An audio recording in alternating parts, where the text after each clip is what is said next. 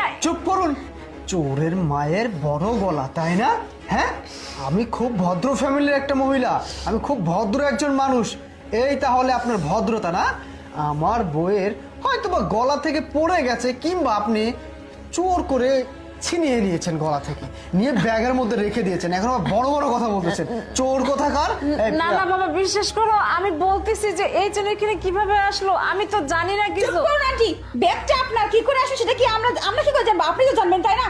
আরে শোনো, এত কোনো কথা নাই, তুমি এক কাজ করো, পুলিশে ফোন দাও, তাহলে না সব সমস্যার সমাধান হয়ে যাবে। ধরে নিয়ে যাবে একে। তুমি ঠিকই বলেছো। পুলিশ না না, পুলিশ কেন ডাকবা? আমি তো চুরি করে আমি তো বলতেছি। না না বাবা, দয়া করে পুলিশ ডেকো না। হ্যাঁ, পুলিশ ডাকবো না তো কি করব? হ্যাঁ, চোরের শাস্তি যদি আমরা নিজে হাতে দেই তাহলে বিপদে পড়ে যাব, কারণ আইন তো হাতে তুলে নেওয়া যাবে না।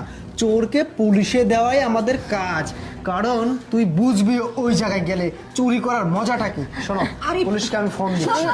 না না বাবা, পুলিশকে ফোন দিও না, দয়া করে আমার প্রতি। আচ্ছা শোনো, আরে বলতেছি, যেহেতু অসুস্থ মানুষ আর এতবার করে রিকোয়েস্ট করতেছে, বৃদ্ধ মানুষও বটে, এক কাজ করি, আমরা পুলিশে না দিয়ে অন্য একটা ব্যবস্থা করি।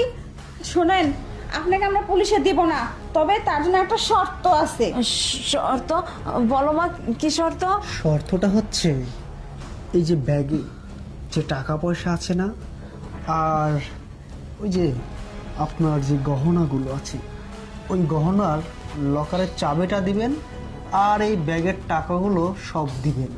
যদি একটা কথা বলছেন না, সঙ্গে সঙ্গে পুলিশ কিন্তু চলে আসবে, এসে চোরের দায়ে একদম ফাঁসিয়ে দিব।